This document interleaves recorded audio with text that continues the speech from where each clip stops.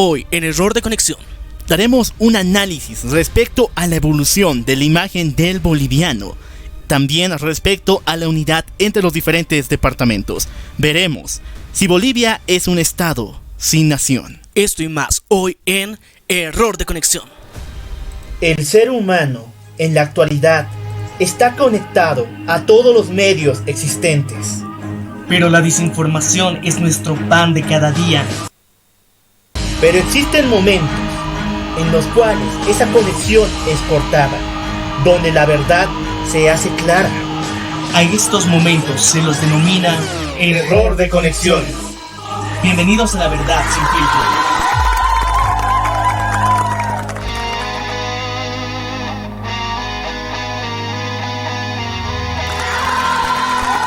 Muy buenos días, buenas tardes, buenas noches. Yo soy el Loco Alf. Y yo soy Maniac. Y esto es Error de Conexión. Gracias por acompañarnos en un nuevo capítulo de esta entrega. El día de hoy vamos a dar un análisis respecto a la identidad del boliviano. ¿Por qué razón? Hemos notado que en todo este aglomerado de ideas y situaciones que ha vivido nuestro país, nos hemos desalineado de una idea incompleta en nuestro porvenir, el cual es: Bolivia es un estado sin nación. Bolivia es un estado, un país, sin una concepción de la nacionalidad boliviana. Para eso vamos a empezar con antecedentes históricos y con el concepto principal respecto a la gran diferencia entre estado y nación. Varios autores indican que un estado es la aglomeración de territorio y de personas que se agrupan de acuerdo a una constitución, de acuerdo a leyes que norman su actitud social dentro y de una sociedad funcional. Sin embargo, una nación es diferente. Una nación es un estado ideológico de las personas, los cuales los llevan a unirse voluntariamente a una aglomeración de personas, ya sea por diferentes motivos, por rasgos sanguíneos o por alguna ideología, los cuales los obligan a vivir en comunidad y en estabilidad. Tomando esto como base, vamos a ver un poco de cómo ha sido la evolución en Bolivia, ya que la identidad que tenemos como bolivianos es muy diferente de acuerdo al territorio geográfico al que pertenecemos, y esto ha marcado grandes diferencias a lo largo de nuestra historia. Bueno, para señalar un tiempo muy oscuro, el autor Nathaniel Aguirre, en su obra Unitarismo y Federalismo, nos cuenta acerca de un tiempo respecto a la Guerra del Chaco, la cual inició en 1932 hasta 1935, donde los mismos combatientes, los mismos soldados que fueron a esta región para combatir contra el ejército paraguayo, no tenían ni concepción de qué era ser boliviano. ¿Por qué razón? Muchos vinieron de zonas altiplánicas donde no eran considerados ni siquiera personas ni ciudadanos, sino considerados pongos. ¿Qué son los pongos? Los pongos eran un denominativo que se utilizaba para la servidumbre o incluso para los indígenas, los cuales por un estado casi de feudalismo servían a las casas de los grandes hacendados de las zonas rurales de esta parte occidental del país. Por otro lado, aquellos combatientes que venían del oriente se consideraban ellos cambas. ¿Por qué cambas? La concepción de este nombre aglomera a todas las personas que vivieron en esta parte oriental del país, que ha avanzado hacia diferentes puntos, no solamente en Santa Cruz, sino también hacia Pando, Beni y uniendo también con Chuquisaca y Tarija. Esta concepción de estado camba, estado colla o incluso en aquel entonces estado pongo, ha sido una de las figuras más importantes en esta guerra. ¿Por qué? La Guerra del Chaco es un punto cúspide en nuestra identidad como bolivianos, ya que fue la primera vez, imagínense, la primera vez en cual los soldados, las personas tuvieron concepción de que estaban luchando por una nación, por un estado al cual pertenecían más allá de sus tierras, más allá de sus regiones. La primera vez en Bolivia donde se luchaba por patriotismo y por la nacionalidad boliviana. Es interesante ver este paradigma, cómo ha iniciado todo este cambio que ha sido bastante significativo, ya que a lo largo de la historia ha sufrido muchas modificaciones. Una de las principales es el cambio de la posición de el pueblo Pongo, que en ese momento se conocía en la Guerra del Chaco, a lo que ahora es la nación Aymara, también conocida, que caracteriza a gran parte del occidente boliviano, que serían los principales departamentos La Paz, Oruro y Potosí, los máximos representantes del mismo, donde predomina los rasgos que vienen del idioma Aymara y Quechua y regiones altiplánicas. Entonces esto ha sido una identidad que de alguna forma ha unido a estas regiones, pero esto ha generado una evolución más adelante, ya que a partir de esta diferenciación que se tenía en la guerra, donde personas que no se consideraban que pertenecían a una misma identidad, pero sí de alguna forma a un mismo territorio, se han unido para defender ese territorio, hemos llegado a una situación en la que lastimosamente no hemos salido victoriosos por culpa de esas diferencias principalmente, y muchas de ellas se debía a una especie de racismo intrínseco entre estas partes, que tenían que pelear juntas, pero no lo hacían. En el libro del autor Adolfo Costas du Reis, el cual es paraguayo por cierto, en La Laguna H3, que es una epopeya, es una especie de diario crónica ficticia, donde nos relata la historia de un grupo de soldados bolivianos que encuentran una laguna en medio de la región del Chaco, que en aquel entonces encontrar una era bendición. Prácticamente si encontrabas una laguna ganaste la guerra, porque en aquella región hasta la actualidad no existe el agua potable como tal, como una laguna o algo parecido. No existe. El agua tenía que ser transmitida a través de tanques, a través de cantinfloras. Y entonces, esta historia ficticia nos cuenta realmente cómo fue la situación muy difícil de sobrellevar de los soldados. ¿Por qué razón? No era solamente la situación de que ellos no se consideraban parte del Estado boliviano, ni tampoco parte de una nación, sino no se consideraban con la suficiente fuerza, ni tampoco con la suficiente moral, ni tampoco con el gusto de compartir, sobrevivir y cuidar a sus semejantes. ¿Por qué razón? Porque supuestamente para ellos eran diferentes. ¿Por qué voy a dar mi vida por un Camba al cual recién estoy conociendo? ¿Por qué voy a dar mi vida por un Pongo que está viniendo y ni siquiera puede, ni siquiera es igual a mí?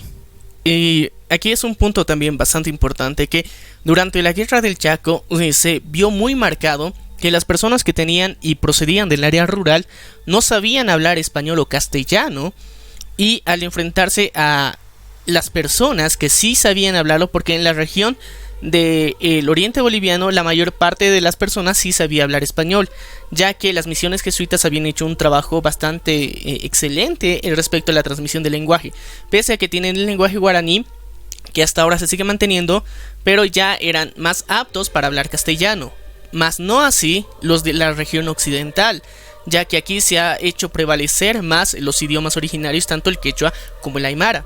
Hay un punto muy importante, que figuramos la Guerra del Chaco por encima de la del Pacífico o incluso la del Acre, que se vivió unos años antes. Es porque en la Guerra del Chaco fue la única donde se enlistó a pueblos originarios, a campesinos. En la Guerra del Pacífico y en la del Acre y muchos otros conflictos, por ejemplo el de en la región de Cañada Stronger con el Perú, no fueron los pueblos originarios. A ellos se les prohibía sí o sí incluso servir a su país. El servicio militar estaba prohibido para ellos. ¿Y quiénes fueron en aquel entonces? Los hijos de los terratenientes, los hijos de los señores del estaño, fueron a pelear. ¿Y qué pasó? Todos murieron. Alguien tenía que tomar la masa de los combatientes. Alguien tenía que hacer el escudo humano. Y para ese entonces solamente en la Guerra del Chaco se les permitió el servicio militar a los indígenas.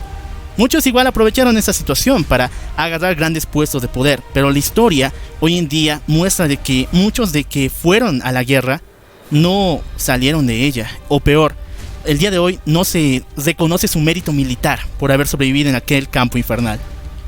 Pero tenemos que reconocer que pese a toda esta situación que de alguna forma es arbitraria para los pueblos indígenas, y que en una situación de emergencia sí se los ha requerido y anteriormente históricamente no se les daba derechos, a partir de este punto se marca una diferencia, ya que en ese momento ocurre una gran migración por parte de las personas indígenas del área rural a las ciudades. principalmente por necesidad, porque muchas de las personas, muchos de los esposos de ese entonces habían fallecido. Entonces las mujeres tienen que emigrar a la ciudad para encontrar otras formas de vida, y esto ha empezado un cambio dentro de todas las ciudades de Bolivia. Y también muchas de las personas que han llegado a sobrevivir a la guerra no han vuelto a ser repatriados, se han ido a otras ciudades o a otros países de Sudamérica. En muchos casos se pueden encontrar personas que tenían un apellido muy local, originario, rural, que han llegado hasta la Argentina, hasta Paraguay o Uruguay y han establecido nuevas familias ahí porque ellos ya no tenían un sentido de la orientación conveniente y decidieron irse a otro lugar y ahí asentarse con sus familias.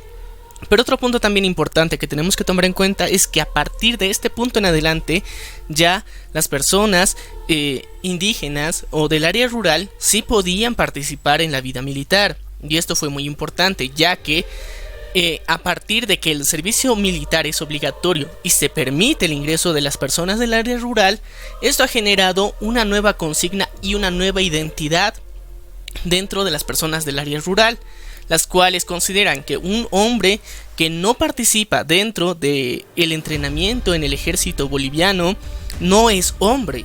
Y esa es una nueva ideología que ha surgido a partir de la guerra del Chaco en adelante, porque antes no se tenía ese pensamiento. Entonces ese es uno de los cambios significativos que ha conectado el área rural con las ciudades. Bueno, fuera de esos, de los puntos que estás dando, que son muy claros, también se ha llegado a uno muy exhaustivo y uno completamente digno de la historia boliviana, que no muchos reconocen. Este fue el primer punto para la construcción de la nacionalidad boliviana, de la imagen del boliviano como nación boliviana, ya no como pueblo Colla, ya no como estado Pongo, ya no como nación Camba, porque como dijimos varias historias, dijimos varios hechos donde los ciudadanos se sentían muy indiferenciados entre ellos. Luchar por tu hermano Colla no lo vas a hacer, pero llegó un punto con tanta resistencia que fue la defensa del Boquerón. 3 días de combate, 24 horas, que hasta el día de hoy es considerada la tercera batalla más aguerrida de la historia. Y esta situación, la defensa del Boquerón, llevó a la construcción de un estado mental en todos los combatientes e incluso en el país. Estábamos casi a punto de entrar en el Paraguay. Entonces, esta fue la situación en la cual por fin tenemos la unión de los pueblos, de todos los departamentos del país en una concepción. Estamos luchando ya no por nuestras familias, ya no por nuestro estado Pongo, por los Cambas, estamos luchando por Bolivia. Y a partir de ese punto, esa ideología de la nacionalidad boliviana ha sido muy clara, ya que al mismo tiempo se ha reflejado en muchas de las historias que se ha tenido con los pueblos contra los que en ese momento era la guerra, tanto en Argentina como en Paraguay. Se tienen historias de esa legendaria batalla, en ambas versiones de la historia, en la falta de estrategia, en la ausencia de recursos. Y todo esto nos ha generado de alguna forma un aura muy interesante a los bolivianos a partir de ese entonces en el extranjero. Pero también localmente hemos considerado que era uno de los hechos más importantes, ya que eso ha definido mucho de lo que iba a ser el futuro de Bolivia, específicamente porque los recursos naturales que estaban en juego eran lo más importante, que era el petróleo, que a partir de ese punto en adelante la explotación se ha multiplicado y ha ido en un crecimiento rotundo, y que el gran milagro económico que supuestamente ha existido en Bolivia se debe también a la explotación del petróleo y de estos recursos naturales. Entonces, en base a eso, hemos visto un antes y un después también en nuestra identidad. Ahora, ¿por qué Bolivia es considerado por varios políticos e incluso grandes personalidades, ex líderes y ex presidentes de nuestro país, como una especie de fallo histórico? ¿Por qué tiene este retraso e incluso que ha afectado a la construcción de la imagen como del boliviano como pueblo unido, como nación? Eso es respecto al tiempo de dictadura y al tiempo de feudalismo que vivimos con los varones del estaño. Mientras otros países ya estaban escalando a volverse potencias, como es el caso de los Estados Unidos después de haber ganado la Segunda Guerra Mundial, Bolivia retrocedió en su historia. No dio un paso a los años 50 ni a los años 40, sino volvió al tiempo del pongueaje, y mucho peor. Todos los campesinos fueron llevados a las minas de estaño para servir a los varones del estaño. Santa Cruz fue convertida sencillamente en el patio del país. No producía nada, solamente servía para alimentar a las haciendas grandes que se encontraban en la parte occidental del país. El principal problema que podemos identificar en Bolivia ha sido que no hemos llegado a tiempo a esta revolución industrial, ya que nos hemos detenido por muchas situaciones que principalmente eran la explotación de los recursos auríferos, inicialmente la plata en Potosí, y otros recursos que eran más mineros. Entonces, esto nos ha detenido pensando que eran los únicos recursos que teníamos y no nos ha permitido explorar otros recursos que existían, que podían ser explotados, y al mismo tiempo esto ha generado una falta de desarrollo industrial. Al mismo tiempo eso ha detenido la educación y ha sido una serie de hechos que por falta de visión en un futuro en lo que podría ser Bolivia, ha detenido muchos de los caminos que se tenían que hacer, y generando como si fuera gran parte de Bolivia y parte del oriente boliviano, principalmente en esa época, pueblos pequeños que eran autosostenibles, generando una identidad propia, porque no dependían ni necesitaban conexión con otras partes de Bolivia, por lo cual se venía reforzada esa identidad camba. Bueno, como lo mencionaste, imagínate ser un luchador. Has sobrevivido al boquerón, has sobrevivido a la guerra, aunque la perdimos, pero te sientes más motivado a hacer con tu trabajo una Bolivia unida, una Bolivia increíble. Pero después que te pongan a trabajar directamente a las minas, de nuevo a Tupongo, o incluso a las personas de ascendencia de Santa Cruz, que los vuelvan a meter a su chacra y que nunca más salgan de ahí, luego de haberse enterado de las maravillas que había en su país, ni siquiera en su tierra, en todo su país. ¿Cuán dura fue la vida de esas personas? Esto afectó significativamente la autopercepción misma que tenían, y se daban cuenta que era clara la división entre ambos lugares, entre el oriente y el occidente de Bolivia, porque los cambas, si bien podían regresar a un estado, pero de alguna forma se consideraban más libres que las personas que vivían en occidente, porque a los indígenas se los trataba más como esclavos y como mano de obra barata, y incluso se los obligaba a todo esto. En sí era una forma de esclavismo muy clara. Mientras tanto, a las personas cambas, si bien trabajaban en chacras, con agricultura, pero de alguna forma eran más dueños de su tierra y de lo que hacían, de lo que producían, y más independientes, y tenían libertades. No tenían castigos tan severos como las personas de occidente. Y al conocerse, al compartir estas experiencias, al compartir cómo era su vida en cada lugar, en cada territorio, generó un resentimiento muy obvio por parte del occidente de Bolivia. Inicialmente porque notaron estas diferencias marcadas, que pese a que pertenecían a un mismo país, a ellos se les trataba peor, porque principalmente ellos se consideraban que podían realizar estos trabajos porque provenían de una ascendencia de esclavos, y este era su destino, y este era lo que se había marcado la colonia española en occidente de Bolivia. Entonces, con base en eso, este resentimiento ha ido evolucionando y ha ido creciendo a lo largo de los años. Si bien en algún momento fue glorificado porque se habían unido para la guerra del Chaco, posterior a esto fue menguando cada vez más, y genera un estado de división completa entre occidente y oriente de Bolivia. La situación fue mucho más fuerte cuando llegó la reforma agraria en 1952, con la ascendencia del presidente Víctor Paz Etenssoro y la renovación de la democracia. Se esperaba por fin una nueva imagen. Sin embargo, esta reforma agraria atacó a todos los sectores de Santa Cruz, llevándolo a la gran construcción de las millonarias hectáreas de los principales clanes que ahora gobiernan esas tierras.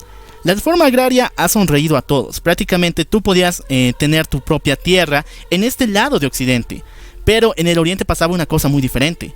Era dependiendo a tu estado económico que podías adquirir hectáreas increíblemente grandes, y las personas que vivían ahí y no podían pagarlas no tenían más que brindar sus servicios para todavía tener trabajo y tener un lugar donde vivir. Así que la misma situación se vivió allá. Mientras aquí en el occidente vivimos un nuevo paraíso con la reforma agraria donde tú podías ser dueño de tu tierra, en Santa Cruz se volvió latifundista completamente. Esta diferenciación generó también unos clanes familiares muy interesantes dentro del oriente de que Bolivia. hasta hoy siguen en pie. Siguen en pie, pero se han marcado las diferencias y han habido cambios interesantes porque actualmente se está viviendo una segunda reforma agraria con la licitación de nuevos espacios y territorios dentro del oriente boliviano, que lastimosamente están afectando la Amazonía boliviana. Entonces, eso es lo contraproducente que actualmente se está viviendo. Sin embargo, en ese momento lo que no se hizo y sí se debió hacer, que era que a todas las familias se les entregara una porción igualitaria de la tierra, cosa que se estaba produciendo en Occidente, pero no en Oriente.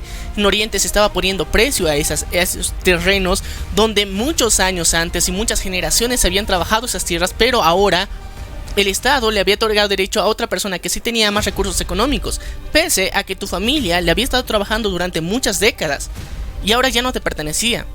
Tampoco tenías el dinero para comprarlo porque hasta ese momento no tenías conexión con otras partes de Bolivia y no la necesitabas adquirir demasiados recursos económicos. Entonces, este sesgo genera que haya un emporio dentro del oriente boliviano donde la agricultura era de unos pocos que se beneficiaban grandemente y de una gran maquinaria de mano de obra barata que se estaba empezando a agilizar y a mover en base a los caprichos de unos pocos. Y este fue otro sesgo muy importante. Si bien había habido muchos años de opresión en el occidente, ahora había una especie de libertad, pero mientras tanto la moneda se había invertido para Oriente. Y este fue otro de los cambios más importantes. Súmale a esa situación unos casi 10 o 15 años de dictadura que vivió Bolivia después y han atrasado todo el rumbo de la historia del país, llevándonos a perder casi 30 años de construcción que el mundo entero había recibido. Solamente en los países como el caso de Haití han vivido la misma situación que nosotros, pero históricamente Bolivia ha perdido 30 años de historia y saltando desde los años 40 hacia los 90 completamente. Bolivia ha pasado por un tiempo muy fuerte, ya comenzando por los años 2000, ya se veía la imagen de una persona que podía llegar a tomar el poder. Si bien al comienzo no fue recibido de la mejor manera, la imagen de Evo Morales Ayma lo llevó a la presidencia. Sin embargo, tras su presidencia, se llegó a ciertos momentos de las declaraciones y las leyes que estaba formulando que afectaba ahora a todo el pueblo cruceño, o mejor dicho, a los empresarios mayoritarios, ya que las fórmulas que estaba utilizando, la nacionalización de hidrocarburos e incluso el impuesto por el trámite de aceites de estos departamentos, llevaban a la desestabilización nacional. Tanto así que en el año 2012, muchos concejales y varios presidentes cívicos, uniéndose las gobernaciones, decidieron formar una alianza conocida como la Media Luna. Hemos visto cómo ha sido la evolución hasta este momento, un gran sesgo entre Oriente y Occidente de Bolivia. Cuando llega Evo Morales sucede algo aún más importante que la reforma agraria, donde ya habíamos visto un empoderamiento de las clases, sobre todo emergentes del área rural en el occidente boliviano. Esto da pie a que estas personas consideren que podrían generar un cambio más allá y podían tomar puestos importantes ya no en el área rural, sino también en las ciudades.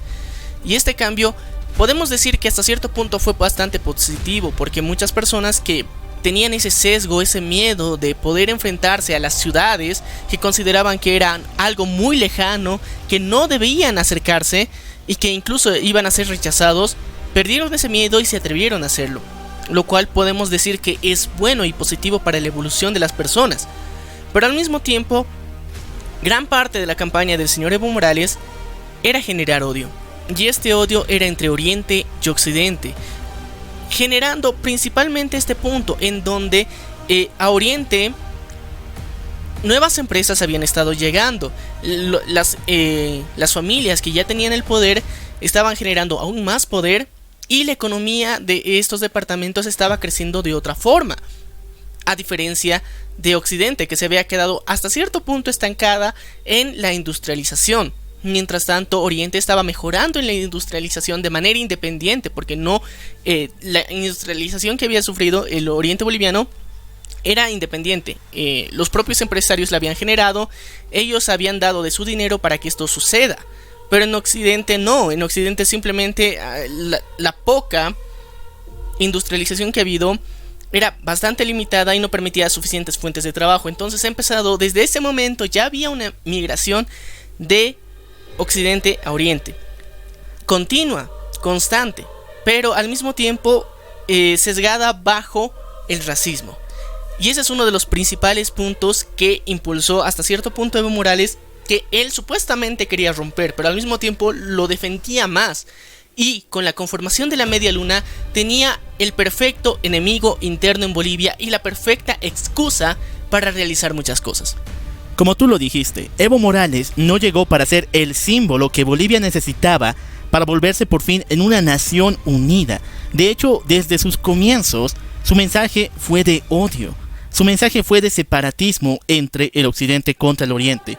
Recordemos que uno de sus rumores, porque no fue llegado tanto a una declaración, fue de parte de su partido, que decía mudar la sede de gobierno, el poder judicial, hacia La Paz, para de esta forma tener la centralización más cómoda del poder, lo cual llevó a mucha manifestación, ya que históricamente la capital de Bolivia es la ciudad de Sucre. Otro de los motivos, como ya lo habíamos explicado, la nacionalización de hidrocarburos y el impuesto a las aceiteras. ¿Por qué?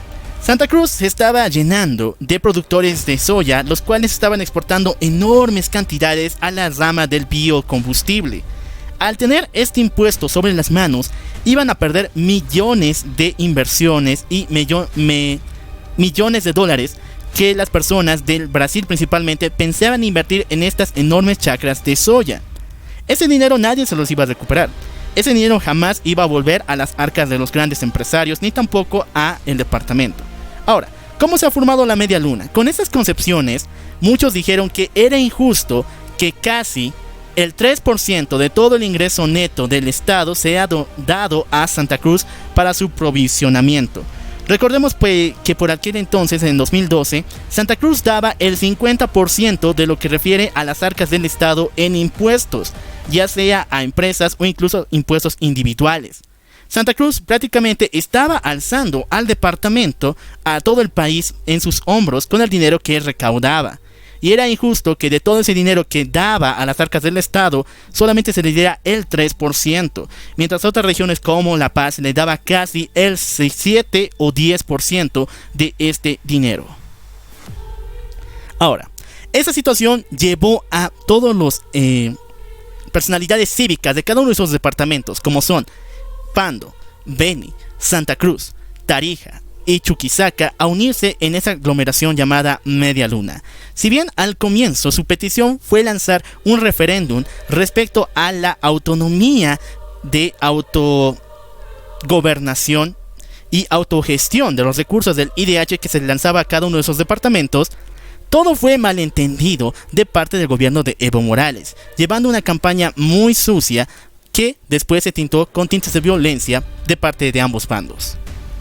Estos enfrentamientos generaron y marcaron aún más la división que existía ya en el país, porque obligaron a frentes altamente volátiles en su conducta y en su comportamiento a enfrentarse tanto en el departamento de Santa Cruz como en de Chuquisaca, donde en ambos se vio claramente muestras de racismo, pero estas eran obligadas por las bases políticas que conformaban los mismos. Uno de los puntos más importantes en esta guerra sucia que lanzó el gobierno contra la Media Luna era en la solicitud de pasaporte para poder ingresar al departamento de Santa Cruz, lo cual fue una completa falacia. Si bien habría métodos o mecanismos de ingreso, por ejemplo la edición de carnet más exhaustivos, no iba a realizar ningún ejemplo de separatismo ni tampoco de racismo. Mientras tanto, esto fue malentendido de parte del gobierno.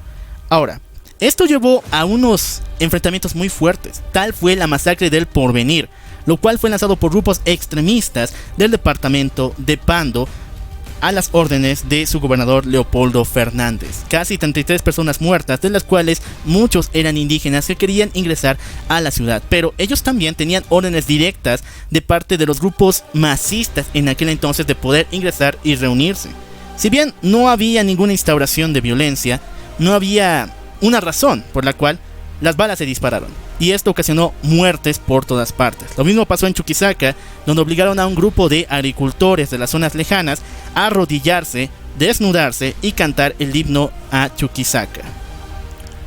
Este tipo de actitudes han marcado aún más ese odio que se tenía entre ambos hemisferios de este mismo país y generaron esta ideología de odio que se tenía y buscando el separatismo. Si bien las autonomías, viéndolos en papel, estaban bien justificadas que se pidieran, viéndolos en papel también estaban justificados los derechos y los recursos que estaban dando, era necesario. Pero sin embargo, esto empezó a tomar otros tintes cuando generaron este convenio de la media luna. Si bien podían presentar en base a las autoridades que ya tenían elegidas y a sus representantes en la Cámara de Senadores y Diputados las propuestas de leyes adecuadas para esto, lastimosamente buscaron otras vías y aún así estaban queriendo que Bolivia se dividiera entre dos y se conformaran como dos países diferentes, una parte que sea el oriente y otra el occidente. Esta media luna quería ser una agrupación y un país independiente, no depender del occidente boliviano en absoluto, y esa era parte del discurso separatista que se estaba dando en ese momento. Si bien inicialmente las intenciones que tenían eran reales y justas, se fueron malinterpretando aún más. La guerra sucia del movimiento al socialismo empeoró todo esto, generando este tipo de enfrentamientos. Y con base en todo eso, al final y a regañadientes se instauraron estas autonomías. Pero ¿qué tipo de autonomías? Y esa es la pregunta más grande, porque las autonomías que se han gestionado desde ese entonces hasta la actualidad, gracias al movimiento del socialismo, en realidad son de papel, no existen, no funcionan, no son vinculantes realmente, son simplemente para calmar a todo este grupo de departamentos que estaba haciendo un frente directo y ofensivo contra el gobierno del movimiento al socialismo en su momento. Vamos a dar un ejemplo. Las arcas del Estado, si bien hoy en día ya no se manejan bajo el modelo que se pasaba aquel entonces, donde todos los estados tenían que dar un número significativo de los impuestos recaudados de la empresa, hoy en día el Estado se beneficia de sus empresas públicas, prácticamente ha vendido sus servicios por doquier y está ganando mucho más que lo que ganaba en aquel entonces de 2012. Por otro lado, ¿ustedes creen que un departamento puede sobrevivir con la recaudación de impuestos que ha solicitado? Si bien Santa Cruz ha sabido cómo moverle, hoy en día está en números rojos por la situación de los impuestos que el mismo gobierno ha puesto. Por no diversificarlos, prácticamente hoy en día hay como 3 impuestos: uno para la municipalidad, otro para el estado y otro para el departamento. Entonces, al darnos cuenta que hay 3 tipos diferentes de impuestos que hay que pagar, son más temas burocráticos que tiene que enfrentar cualquier empresa, cualquier empleado, trabajador o servidor público en el país, y esto dificulta aún más la creación de nuevas empresas, lo que dificulta el desarrollo del país y al mismo tiempo la generación de nuevos impuestos. Y dificulta peor el desarrollo de los departamentos, que ahora tienen autonomías, ahora pueden autogestionarse, pero el dinero no está entrando aquí. Y ese es uno de los puntos bastante importantes. Si bien el dinero ya no está entrando directamente hacia cada uno de los lugares donde debería entrar, más bien se han puesto más trabas, hace que esta misma burocracia desvíe los recursos que tendrían que entrar, digamos, para las ciudades o para el departamento, y sean desviadas directamente hacia el Estado. Y al mismo tiempo, estos mismos impuestos hacen que como entidades independientes generen nuevos impuestos para querer recaudar más. Pero esto hace que la burocracia sea más complicada y más difícil, entonces más personas se mantienen en la ilegalidad por culpa de este tipo de accionares, por culpa de buscar la estabilidad de las autonomías de cada una de estas áreas, de los municipios, de los departamentos y de la nación. Estamos entrando en déficit en cada uno de los departamentos, porque cada uno quiere velar por sus intereses y cada uno es independiente, pero al mismo tiempo existen artimañas que están dentro de las mismas políticas de impuestos nacionales para desviar estos recursos que vayan directamente al Estado. Entonces realmente no podemos decir que haya una independencia 100% real como supuestamente se había planteado, porque la mayor parte de Bolivia ha aprobado que hayan autonomías, porque esto estaba beneficiando y beneficiaría a los ciudadanos de las regiones y al mismo tiempo promovería a que muchos de estos negocios se mantengan legales, pero lastimosamente pasó todo lo contrario y hay menos personas que están aportando los impuestos también. A esto podemos sumarle el caso de separatismo terrorista de Rosa, ¿Por qué razón? En aquel entonces, en el año 2009, se logró interceptar algunos operativos militares, paramilitares que se encontraban en el Hotel Las Américas en la ciudad de Santa Cruz, y a balear al señor Eduardo Rosa Flores, el cual tenía ascendencia húngara, que supuestamente vino al país convocado por el Comité Pro Santa Cruz para montar un mecanismo de separatismo de parte de la Media Luna contra el Estado boliviano, y de esta forma prácticamente lanzar un golpe de Estado. Si bien hoy en día se han puesto varias denuncias contra esta situación, que por ejemplo el Estado boliviano de parte del gobierno de Evo Morales permitió la entrada de esta persona sabiendo los motivos que tenía, y no prácticamente no poner trabas a toda la aglomeración y reunión de mecanismos y armamento. También se habla de diferentes formas de cómo pasó esa situación. A ver, en este caso específicamente ha habido malversación de la información inicialmente, porque si bien habían grupos paramilitares que estaban ingresando a Bolivia, no solamente eran del bando, digamos, de la Media Luna, sino también del lado de Occidente y principalmente del lado de los cocaleros, ya que el señor Evo Morales, al tener una excelente relación diplomática con los países de Venezuela y Cuba, tenía un refuerzo armado significativo, que sabemos y hasta ahora que ha habido ingreso de armas que se están acumulando en el Chapare boliviano, porque son los puntos donde hay mucho narcotráfico, producción de coca, de hoja de coca, que no va para el consumo nacional, sino para la producción de droga. Entonces, estos puntos específicos están armados. ¿Cuándo ha entrado el ingreso de esas armas? Entonces, se cree y se especula en la actualidad que durante estas denuncias que ha habido de la Media Luna, esta organización, para contrarrestar ese ataque que supuestamente iba a haber, igual el gobierno nacional de ese entonces gestionó el ingreso de armas, pero esas armas todavía no se habían hecho de conocimiento público, y estas han sido resguardadas y se han enviado directamente a esta zona, que al mismo tiempo ha sido utilizada ahora por narcotraficantes bolivianos. Pero más allá de eso, hay que tener en claro que el caso Rosa, si bien esta persona en específico sí tenía antecedentes en lo que sería terrorismo hasta cierto punto y conocido como un mercenario, el gobierno no había interferido en su ingreso, porque el boletín internacional que se tenía por esta persona estaba más que claro y había pasado de forma legal por el aeropuerto, y esto no había y aún así había ingresado al país. Esto fue descubierto por el periodista Carlos Valverde, el cual, al entrar a documentos del señor Rosa, descubrió que tenía dos ciudades de origen. Una era de Potosí y la otra era de Santa Cruz, los cuales, por alguna extraña razón, ninguna persona que tenga esos dos documentos que obligadamente son falsificados no puede ingresar a territorio boliviano. Pero entró armado y con las personas con las cuales iba a desarrollar supuestamente un golpe de Estado. Ya, y más allá de eso, más allá de la especulación que hay alrededor de este caso, también podemos decir que en el caso del Hotel Las Américas ha habido muchas personas inocentes a las cuales se les ha matado y se les ha acusado, cosa que esas personas estaban en este lugar, en este recinto específicamente, por otros negocios que no tenían nada ni absolutamente que ver con el caso de la Media Luna, y aún así fueron asesinados y se les ha acusado posteriormente de terrorismo. Pero ellos simplemente eran empresarios cruceños que estaban ahí por alguna extraña razón, pero no estaban directamente relacionadas con este caso.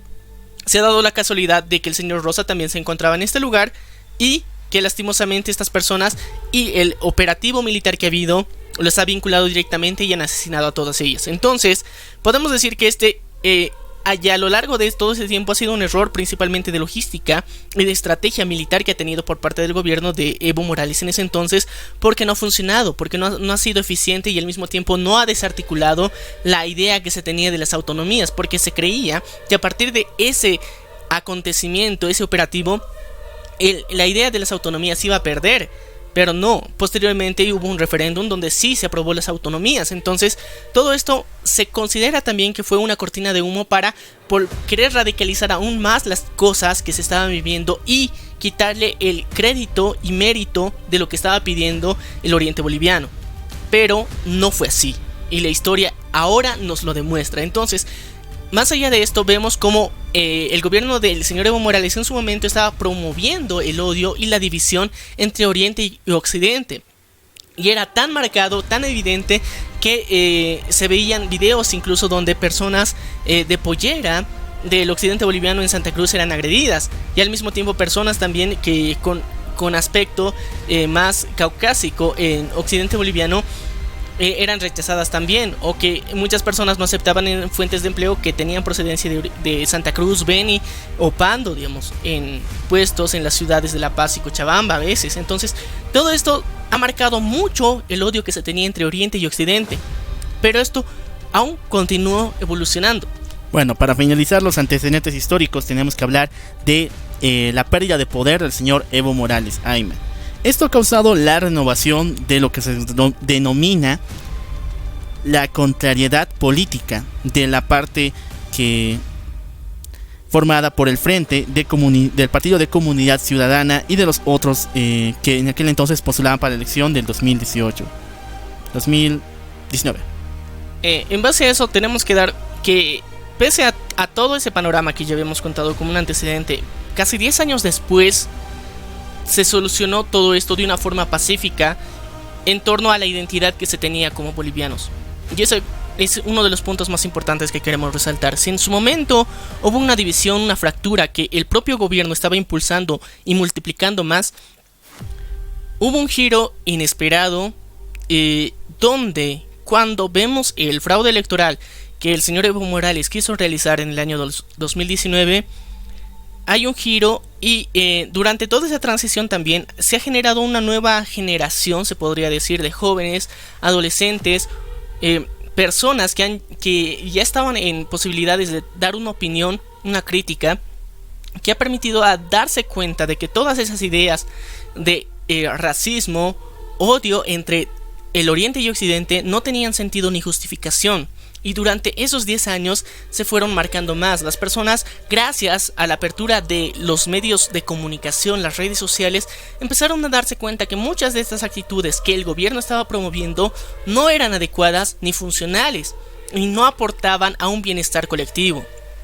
Y esto, de manera silenciosa y pacífica, fueron ocurriendo porque la agenda del movimiento al socialismo era diferente. Estaban manejando otros puntos. Ya habían dejado en el pasado las autonomías, pero todavía estaban, como decir, con esa semilla de la división guardada como un as bajo la manga. Pero aún así, no pudieron mantenerla mucho tiempo. Y ahora, con la molestia que se sentía a que Evo Morales no haya respetado el referéndum en donde él proponía su repostulación indefinida y que él no haya respetado y aún así se haya presentado y que pese a eso, al haber perdido, haya hecho fraude, entonces generó un nuevo movimiento especial, porque después de casi 10 años específicamente, este cambio se dio donde ahora el Oriente y el Occidente se veían más unidos que nunca, donde la real molestia por el bienestar del país y porque una persona se quería perpetuar en el poder hizo que estos dos frentes se unieran ya de forma explícita. Si bien no teníamos muchos antecedentes tan directos de la unidad, pero sí se estaba gestionando. Y cuando vemos esta nueva unidad nos damos cuenta que el gobierno del movimiento al socialismo habrá hecho muchas cosas negativas, pero pese a todo eso la unidad de los bolivianos ha sido trabajada.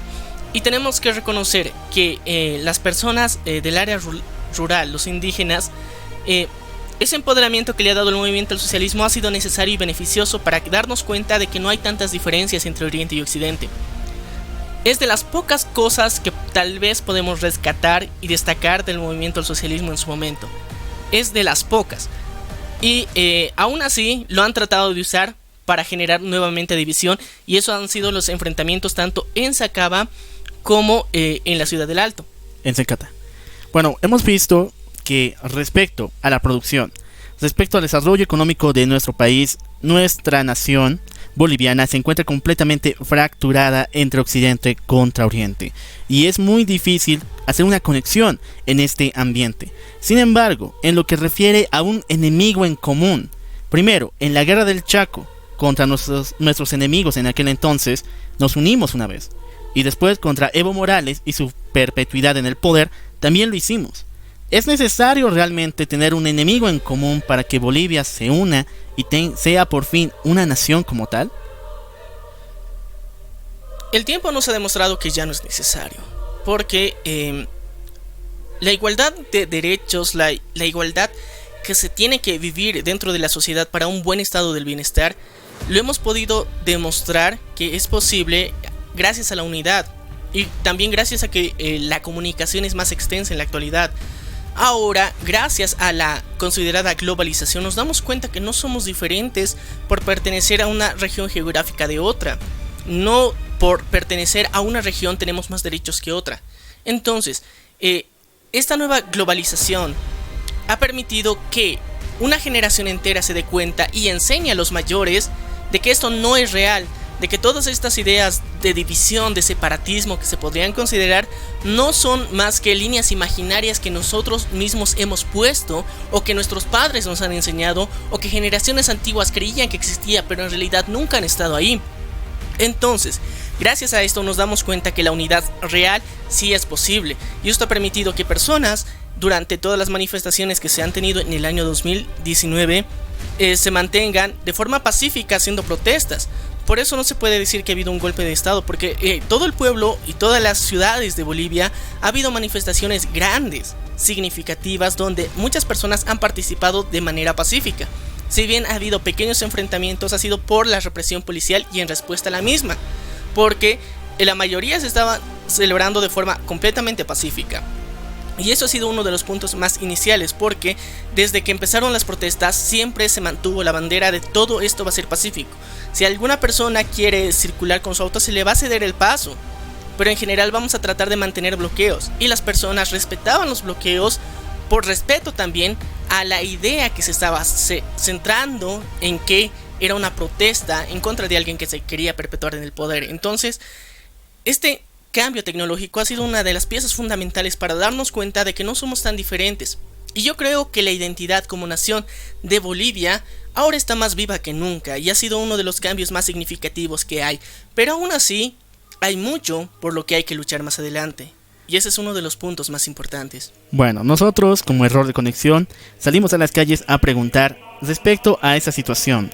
¿Cuál es la imagen y principalmente 5 cosas que desagradan a la población paceña? Porque esta encuesta la realizamos solamente en La Paz. Que le desagradan del país en la actualidad. Esto fue lo que nos dijeron. La manera en la que se está manejando el gobierno. El maltrato animal, la inconsciencia ambiental, la discriminación, el creerse superior a los demás. Aspecto es el problema que hay de educación en el país. Está muy atrasado a comparación de otros países de la región. Muchas veces en la televisión o en las radios los periodistas no son parciales, o sea, van de uno u otro lado, no son como mediadores, por así decirlo.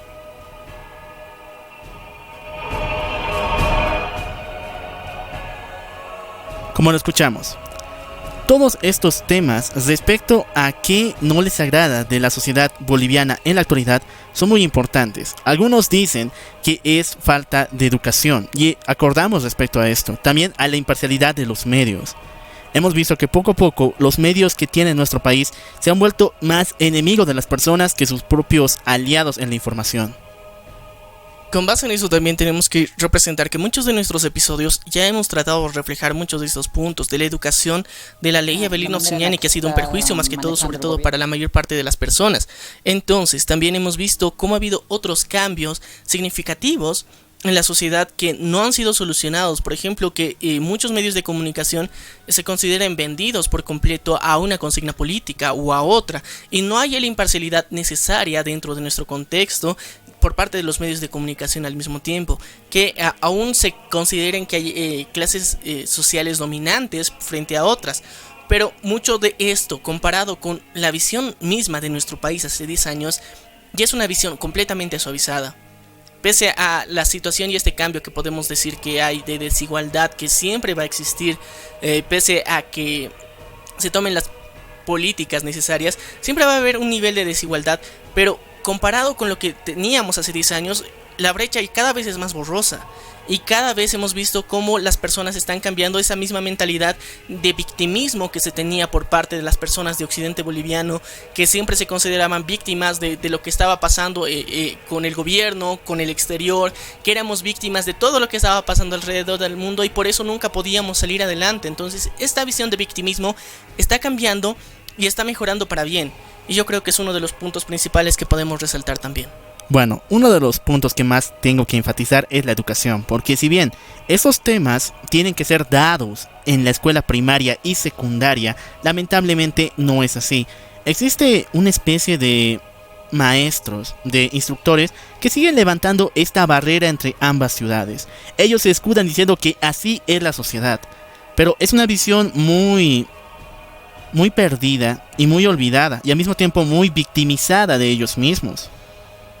Lastimosamente tenemos que aceptar que hay muchas generaciones que ahorita están presentes y que no están viendo los cambios que han sucedido y no los pueden aceptar, y generalmente estos son los principales puntos que afectan a nuestra sociedad actual.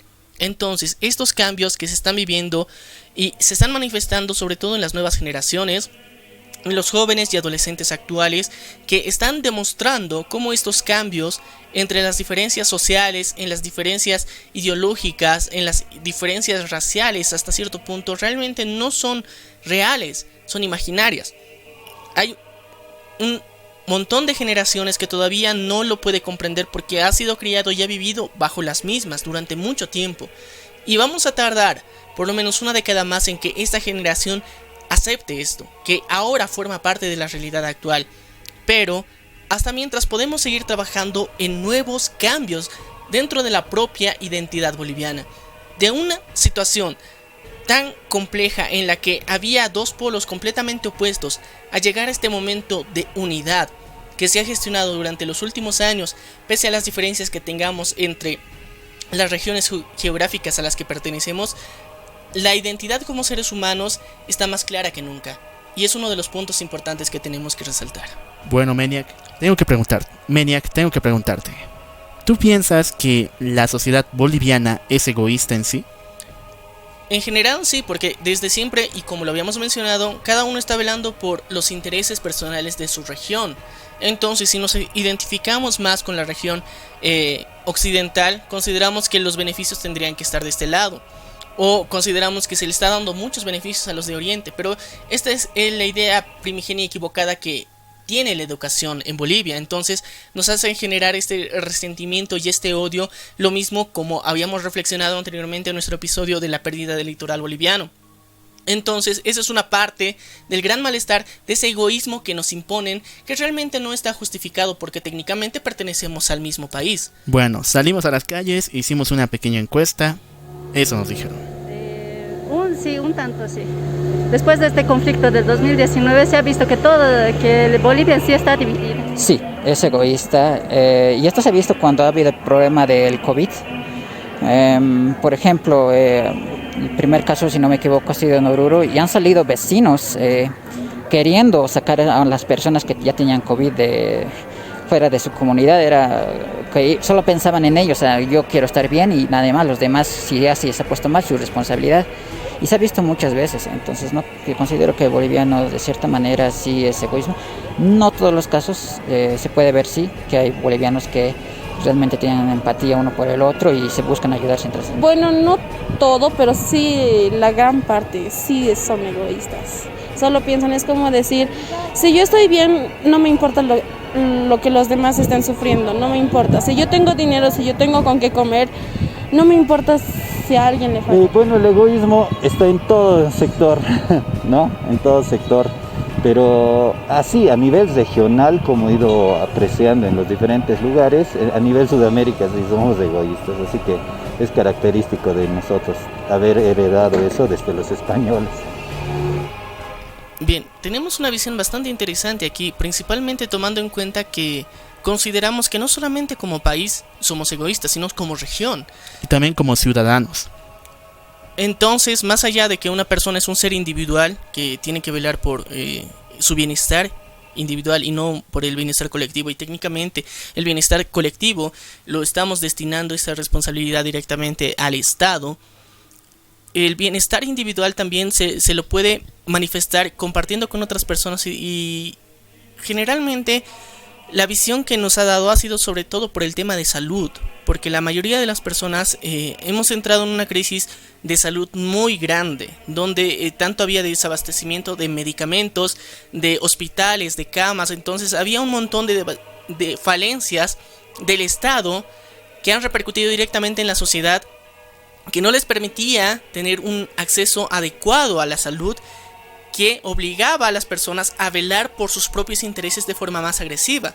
Si bien en todo el mundo hemos visto cómo todos nos hemos comportado de forma completamente egoísta en pro de tener mayor cantidad de recursos para durante el tiempo de cuarentena, que era uno de los principales problemas donde yo creo que en todo el mundo se ha reflejado un gran egoísmo. Más allá de eso, las diferencias políticas también se consideran otra parte de egoísmo. Entonces, los cambios que estamos viendo ya no son tan marcados como hace años que hubiéramos visto que los principales puntos eran racismo o la diferencia de clases. Ahorita el egoísmo principal que se ha demostrado ha sido por las fallas en el sistema de salud que ha habido principalmente, y por las carencias que ha habido alrededor de eso, también por las diferencias políticas, pero ya no son las mismas que antes, y podemos considerar pese a todo esto una evolución que ha tenido la sociedad boliviana en específico, y en su conjunto las personas ya no tienen estas diferencias entre sentirse superiores solamente por el color de piel que tienen o por cuánto dinero tienen, sino formamos parte de un conjunto que, si bien no consideramos que funciona de la manera más eficiente o como debería funcionar, sabemos que formamos parte de un mismo país. Y eso mismo yo creo que tal vez podemos extrapolarlo y verlo reflejado en el turismo, donde personas de Oriente y Occidente van de un lugar a otro solamente para conocer una parte más de su país, y el turismo interno es una de las partes más importantes de cualquier país para motivar la identidad de nación que se tiene, porque si no conoces otra parte de tu propio país, no conoces una parte de ti mismo, se dice. Entonces yo creo que ese es uno de los puntos más importantes, que pese a toda la situación de la pandemia hemos podido ver que en la actualidad el turismo en el interior del país ha estado vivo y ha ayudado a que las personas de Occidente conozcan más el Oriente y las personas de Oriente conozcan más el Occidente y amen su país, su nación, de Oriente a Occidente, de norte a sur, y es uno de los cambios más positivos que podemos tener. Has dado un punto muy importante. Creo que hoy en día el símbolo que nos une a todos los bolivianos es el turismo. Lamentablemente, el Estado boliviano ha fallado mucho en proteger las áreas turísticas y principalmente de biodiversidad, como fue el incendio del Amazonas. Y también hay que aclarar algunos temas. En el ámbito del turismo, varios ciudadanos de Santa Cruz se quejaron porque el Estado está dando mayor prioridad a las zonas altiplánicas, llevando incluso a nuestro país a una zona como estado, un país altiplánico netamente.